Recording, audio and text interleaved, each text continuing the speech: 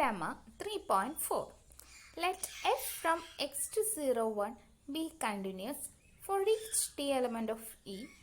Let ft equal to set x element of x such that f of x less than t, then the indexed family f of t such that t element of R has the following properties. First property എന്ന് പറയുന്നത് ft is an open subset of x for each t element of R.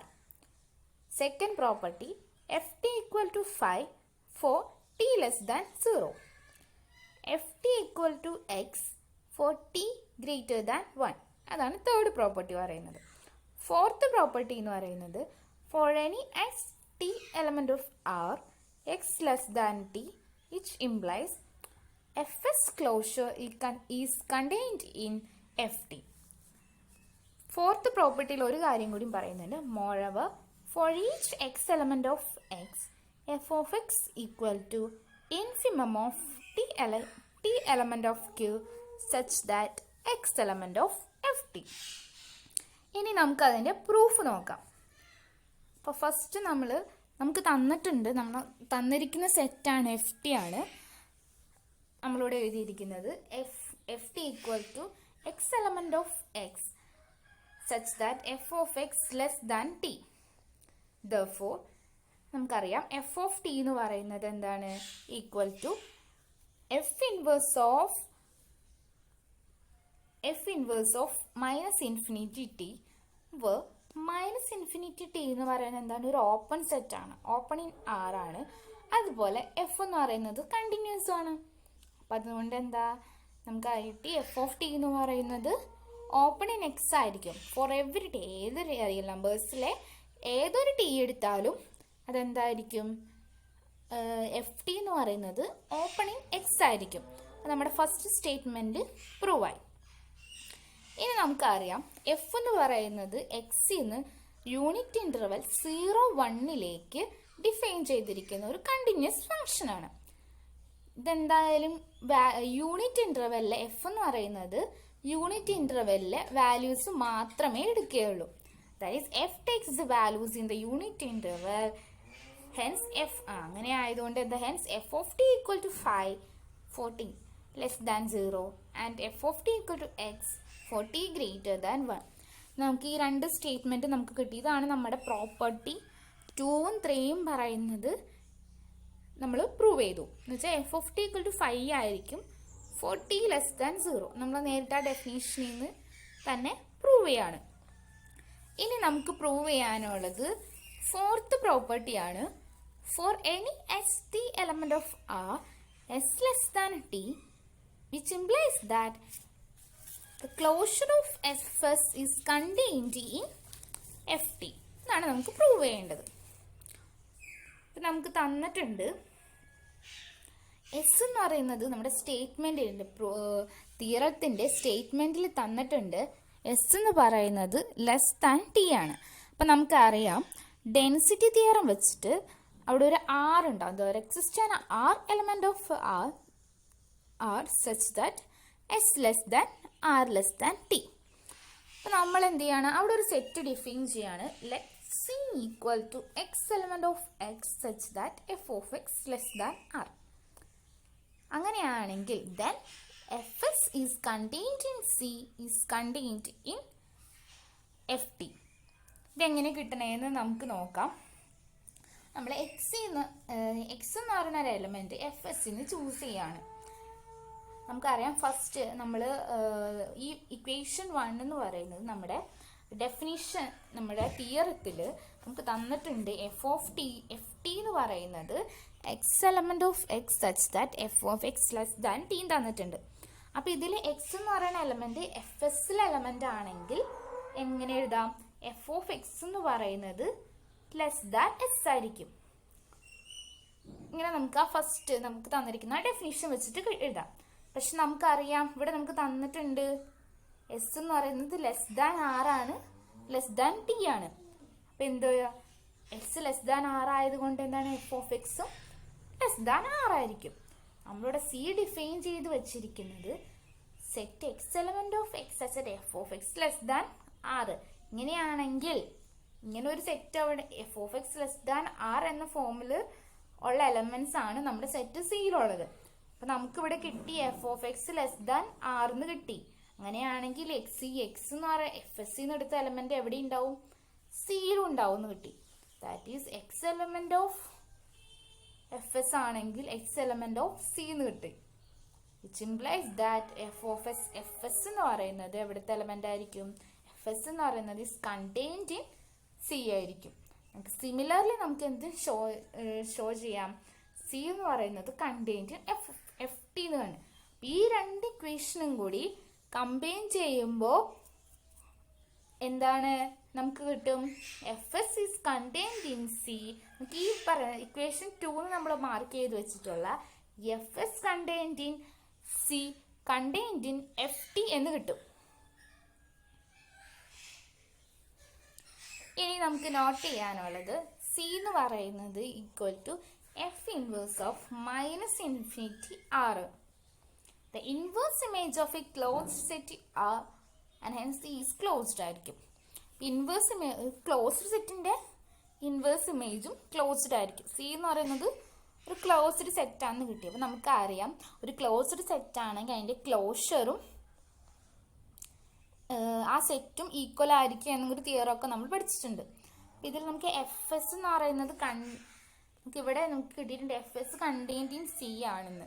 അപ്പം നമുക്ക് എന്ത് ചെയ്യാം? അത് വെച്ചിട്ട് നമുക്ക് എങ്ങനെ എഴുതാം? എഫ് എസിന്റെ ക്ലോഷറും എന്തിനെ?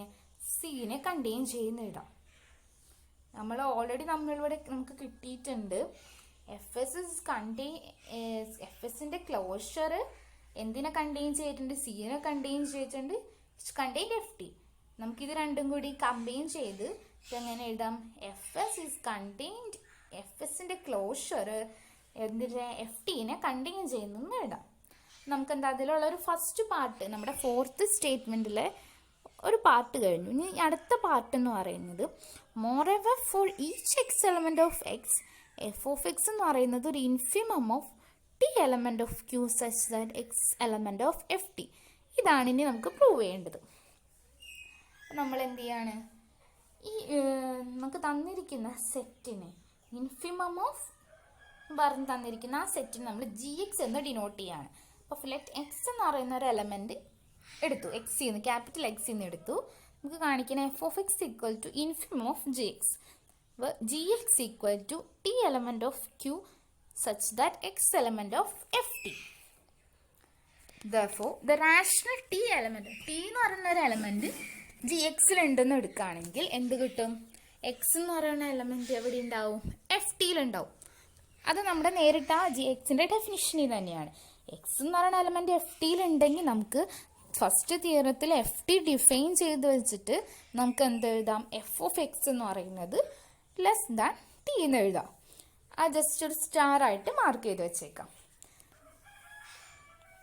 ഇനി നമുക്ക് തിയറത്തിന്റെ സ്റ്റേറ്റ്മെന്റ് ചെയ്യുന്ന F of T equal to X for T greater than 1 എന്നാണ് നമുക്ക് പറഞ്ഞിരിക്കുന്നത്. അങ്ങനെ ആയതുകൊണ്ട് 2 എന്ന് പറയുന്ന ഒരു എലമെന്റ് എന്തായാലും ജി എക്സ് എന്ന് പറയുന്നത് നമ്മൾ ഡിഫൈൻ ചെയ്ത് വെച്ചിരിക്കുന്നത് സെറ്റിലുണ്ടാവും. അപ്പം എന്താണ്? ജി എക്സ് നമുക്ക് നോൺ എം ടി ആണെന്ന് കിട്ടി. സെക്കൻഡ് സ്റ്റേറ്റ്മെന്റ് പറയുന്നത് നമ്മുടെ തിയറത്തിലെ സെക്കൻഡ് സ്റ്റേറ്റ്മെന്റ് പറയുന്നത് F T equal to 5 for T less than 0. അപ്പം എന്താണ്? നോൺ നെഗറ്റീവ്, ഒരു നെഗറ്റീവ് ആയിട്ടുള്ള ഒരു rational number is in G X. G എക്സിൽ ഉണ്ടാവില്ല. അതെന്താണ് പറയുന്നത്? Which implies that 0 is the lower bound. 0 എന്ന് പറയുന്നത് എന്തായിരിക്കും? ജി എക്സിന്റെ ഒരു ലോവർ ബൗണ്ട് ആയിട്ടായിരിക്കും ആക്ട് ചെയ്യാൻ പോകുന്നത്. അങ്ങനെയാണെങ്കിൽ എന്താണ്? y equal to infimum of G X exist ചെയ്യും. ഒരു ലോവർ ബൗണ്ട് ഉണ്ടെങ്കിൽ എന്തായാലും ഇൻഫിമം അവിടെ എക്സിസ്റ്റ് ചെയ്യും. അപ്പം നമുക്ക് എന്ത് കാണിക്കണം? ഈ y എന്ന് പറയുന്നത് എഫ് ഓഫ് എക്സിനോട് ഈക്വൽ ആണെന്ന് കാണിച്ചു കഴിഞ്ഞാൽ നമുക്ക് റിക്വയർഡ് ആയിട്ട് പ്രൂവ് ചെയ്യേണ്ട ആ സ്റ്റേറ്റ്മെന്റ് നമുക്ക് കിട്ടും. ഇനി നമുക്ക് y equal to F of X ആണോ എന്നാണ് ചെക്ക് ചെയ്യേണ്ടത്. നമ്മളിവിടെ നമുക്ക് ഓൾറെഡി എഴുതിയിട്ടുണ്ട് F of X less than T. ഈ സ്റ്റേറ്റ്മെന്റ് സ്റ്റാർ ഇട്ട് വെച്ചിരിക്കുന്ന